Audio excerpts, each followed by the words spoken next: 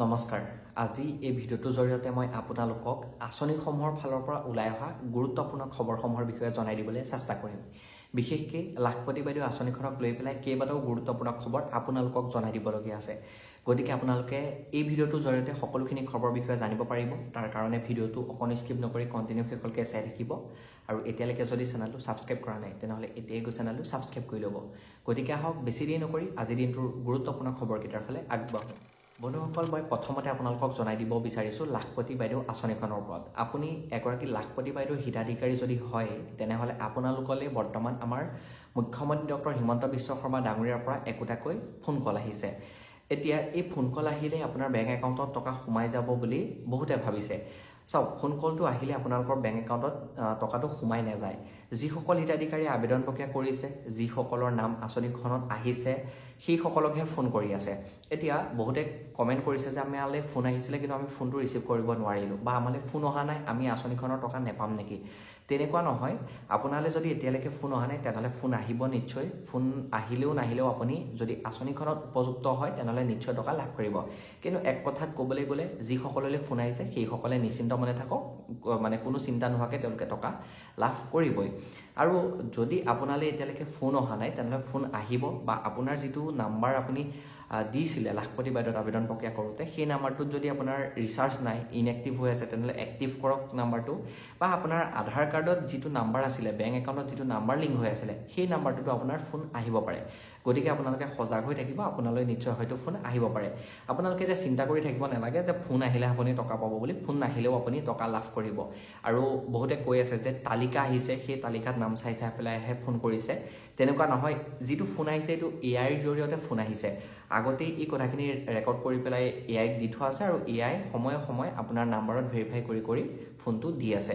গতিকে আপোনালোকলৈও ফোন আহিছে নিশ্চয়। আপুনি কমেণ্ট কৰিব যে আপোনালৈ ফোন আহিছে নে নাই। যদি এতিয়ালৈকে অহা নাই তেনেহ'লে আহিব অতি সোনকালে।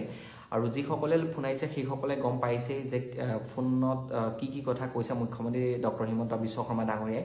গতিকে আপুনি নিশ্চিন্ত মনে থাকক, আপোনালোকেও ফোন আহিব। কাৰণ এতিয়ালৈকে আমাৰ অসমৰ প্ৰায় যিসকল লাখপতি বাইদেউ আঁচনিখনত উপযুক্ত হৈছিলে সেইসকলৰ ভিতৰত প্ৰায় 60% ফোন আহিছে।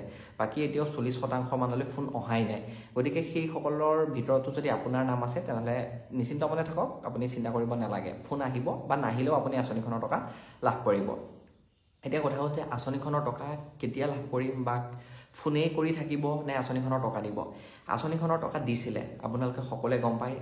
বিহালী সমষ্টিৰ পৰা আঁচনিখনৰ টকাটো মুকলি কৰি দিছিলে। কিন্তু বৰ্তমান আমাৰ অসমত পঞ্চায়ত নিৰ্বাচনৰ কাৰণে এই আঁচনিখনৰ টকা দিয়া কামসমূহ আমাৰ নিৰ্বাচন আয়োগে বন্ধ কৰি দিলে। যিহেতু নিৰ্বাচনৰ যি নীতি নিয়ম সেইখিনি বৰ্তমান চলি আছে। যেতিয়া নমিনেশ্যন দিছিলে, নিৰ্বাচন যিসকলে খেলিব, সেই নমিনেশ্যন দিনৰ পৰা যেতিয়ালৈকে ৰিজাল্ট ঘোষণা নকৰে তেতিয়ালৈকে কোনো আঁচনিৰে টকা আমাৰ অসম চৰকাৰে হিতাধিকাৰীসকলক দিব নোৱাৰিব। আৰু সেইকাৰণে এই আঁচনিখনৰ টকাও বন্ধ হৈ আছে। যিহেতু লাষ্ট বিশ্বনাথ জিলাত দিছিলে বুলি গম পাইছোঁ, আৰু সেই বিশ্বনাথ জিলাৰ পিছৰ পৰাই আঁচনিসমূহৰ টকা দিয়া নাই। আৰু আপোনালোকৰ যি সমষ্টি হয় সেই সমষ্টিটো নিৰ্বাচন কমপ্লিট হোৱাৰ পিছত একোখনকৈ জনসভা আয়োজন কৰিব। হয়তো আপোনাৰ তাত স্থানীয় বিধায়কো মাতিব পাৰে, বা আপোনাৰ মুখ্যমন্ত্ৰীগৰাকীও যাব পাৰে। গৈ পেলাই যিসকল লাখপতি বাইদেউ উপযুক্ত হৈছে সেইসকলকতো মাতিবই। সেইসকলক তাতেই একোখনকৈ চেক প্ৰদান কৰিব, নহ'লে গাঁও পঞ্চায়তৰ জৰিয়তে, নহ'লে DC অফিচৰ জৰিয়তে, নহ'লে ব্লক পৰ্যায়ৰ জৰিয়তে একোখনকৈ 10,000 টকীয়া চেক প্ৰদান কৰিব। কিন্তু আপোনাৰ বেংক একাউণ্টত এই পইচাটো ডাইৰেক্ট সোমাই নাযায়। ইতিমধ্যে মই আগৰ ভিডিঅ'ৰ জৰিয়তে আপোনালোকক জনাই আহিছোঁ। গতিকে আপোনালোকে যদি টকা লাভ কৰিছে, মানে চেক যদি লাভ কৰিছে, তেনেহ'লে কমেণ্ট কৰিব যে আপুনি পাইছেনে নাই। যদি এতিয়ালৈকে পোৱা নাই তেনেহ'লে নিশ্চিন্ত মনে থাকক। ইলেকশ্যন শেষ হোৱাৰ পিছতেই অসমৰ যিসমূহ সমষ্টিত আমাৰ অসম চৰকাৰে এই আঁচনিৰ চেক নিদিয়াকৈ ৰখি গৈছিলে, সেই সমষ্টিসমূহত চেক দিয়াৰ কাম আৰম্ভ কৰিব। গতিকে আপোনালোকে একদম নিশ্চিন্ত মনে থাকক, কোনো চিন্তাই কৰিব নালাগে। আৰু ফোন নহাক লৈ আপুনি চিন্তা কৰি নাথাকিব। যদি ফোন আপোনালৈ আহিছিলে, আপুনি যদি ৰিচিভো কৰিব পৰা নাই তেনেহ'লে কোনো কথা নাই। বহুতে কৈ আছে যে ফোন ৰিচিভ কৰিব নোৱাৰিলে নাম কাট খাই যাব। তেনেকুৱা নহয়। ফোন ৰিচিভ যদি আপুনি কৰিব পৰা নাই, আপোনালৈ ফোন আহিছিল, তেনেহ'লে কোনো কথাই নাই, আপুনি চিন্তা কৰি থাকিব নালাগে। গতিকে লাখপতি বাইদেউক লৈ পেলাই ইমানখিনিয়ে মই আপোনালোকক জনাই দিবলগীয়া আছিলে।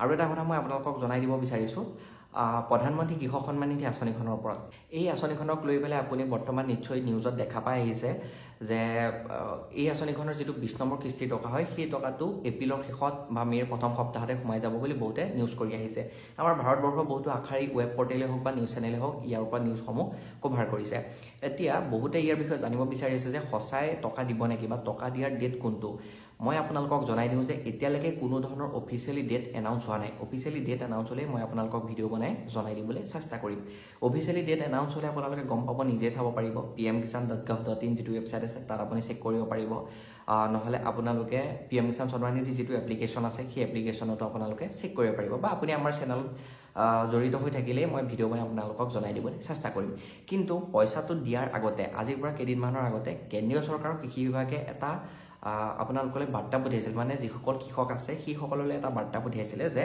এই আঁচনিখনৰ টকা লাভ কৰিবলৈ হ'লে EKYC মাটি ডিটেইলছ আপডেট বেংক একাউণ্টৰ আধাৰ কাৰ্ডৰ সৈতে লিংক আপডেট কৰিব লাগিব আৰু তাৰ লগতে যিসকলৰ খেলিমেলি হৈ আছে ধৰক বেংকত যিটো নাম আছে সেই নামটো আধাৰ কাৰ্ডৰ লগত নিমিলে বা মাটিত যিটো নাম আছে সেই নামটো আধাৰ কাৰ্ডৰ লগত নিমিলে তেনেকুৱা খেলিমেলি আছে সেই খেলিমেলি কামসমূহ অতি শীঘ্ৰে কামসমূহ কমপ্লিট কৰিবলৈ নিৰ্দেশ দিছে কাৰণ এই আঁচনিখনৰ টকাটো সোনকালে দিবলৈ চেষ্টা কৰি আছে আৰু হয়তো এপ্ৰিল মাহৰ শেষৰ ফালেও দিয়াৰ কথা আছিল চাগে চিন্তা চৰ্চা কৰি আছিলে বা মে'টো দিয়াৰ কথা আছিলে চাগে কিন্তু যেহেতু আপোনালোকে গম পাই যে কাশ্মীৰত কিমান এটা ভয়ংকৰ নিশংস হত্যাকাণ্ড হৈ গৈছে আৰু ইয়াৰ পিছতেই বৰ্তমান হয়তো আঁচনিখনৰ টকা দিয়া আৰু দুদিনমান দেৰি হ'ব যেতিয়া অফিচিয়েলি ডেট আহিব মই আপোনালোকক জনাই দিবলৈ চেষ্টা কৰিম কিন্তু এপ্ৰিল মে এনেকুৱা সময়তে আঁচনিখনৰ এটা কিস্তিৰ টকা আমাৰ কেন্দ্ৰীয় চৰকাৰে মুকলি কৰি দিয়ে হয়তো আপোনালোকে মে'ৰ শেষৰ ফালে এই আঁচনিখনৰ 20 নম্বৰ কিস্তিৰ টকাটো লাভ কৰিব পাৰে বা যিসকলে নতুনকৈ আবেদন প্ৰক্ৰিয়া কৰিছিলে সেইসকলে প্ৰথমটো কিস্তিৰ টকা লাভ কৰিব পাৰে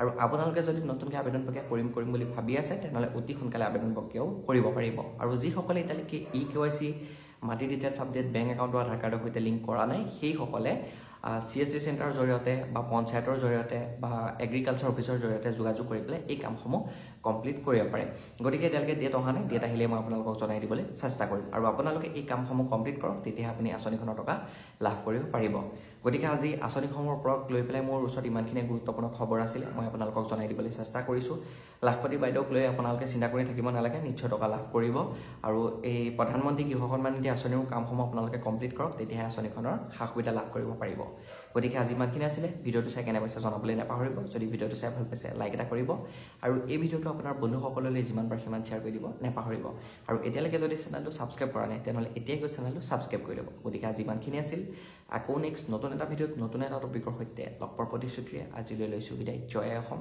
ধন্যবাদ